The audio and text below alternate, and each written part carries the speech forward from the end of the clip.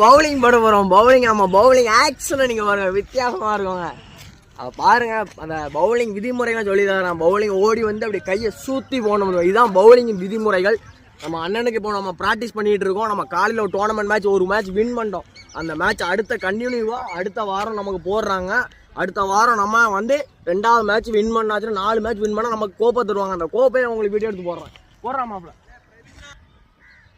பந்தை இப்படியும் பிடிக்கலாம், இப்படியும் பிடிக்கலாம், இப்படி பிடிக்கலாம், எல்லாம் பிடிக்கலாம். சேரன்பா பாருங்க, ஸ்ட்ரெயிட்டா பிடிச்சா.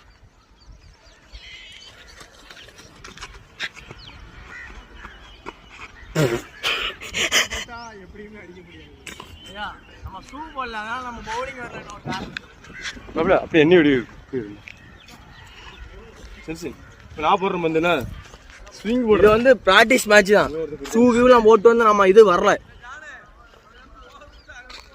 ஏன்னா அது நல்லா போடுவானே, ஷூ இல்லை, சும்மா போடுது. பார்த்துக்கோ, இப்படிதான் போடணும்.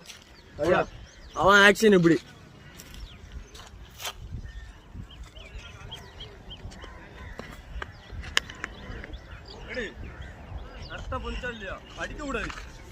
கரெக்டா போவோம், எட்ஜி படம், விக்கெட் ஆகும். அவன் காலில் ஒரு 3 விக்கெட் எடுத்துட்டான், அதனால பேசுவான்.